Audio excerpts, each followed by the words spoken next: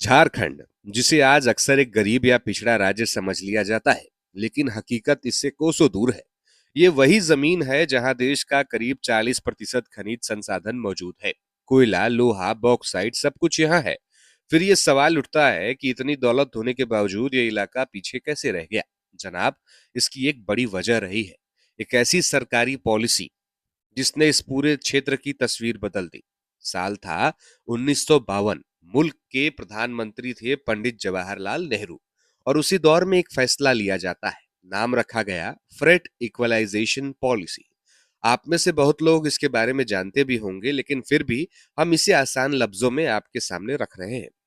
अब जरा इस आसान जुबान में समझिए। झारखंड यानी उस वक्त का बिहार, जब उसकी जमीन से निकलने वाला कोयला, लोहा जो यहाँ सस्ता होना चाहिए था और सिर्फ यहीं सस्ता होना चाहिए था, उसे इस पॉलिसी ने मुल्क के हर कोने में बराबर या यूं कहें तो सस्ते दाम पर पहुंचा दिया। यानी जो चीज यहाँ पर 1 रुपए की थी, वो गुजरात, महाराष्ट्र या पंजाब और तमिलनाडु में भी 1 रुपए की ही होगी।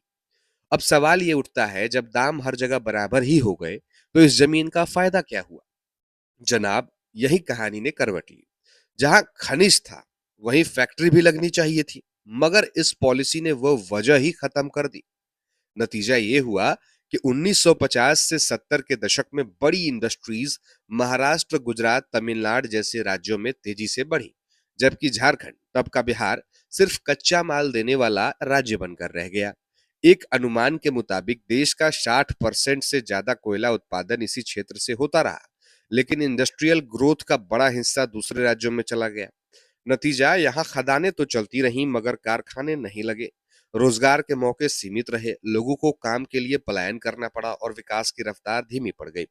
ये पॉलिसी करीब 4 दशक तक चलती ही रही और साल 1993 में जाकर इसे खत्म कर दिया गया। लेकिन तब तक जो असर होना था वो इस इलाके की रगों में उतर चुका था। यूं कहे तो जो नुकसान होना था वो हो चुका था।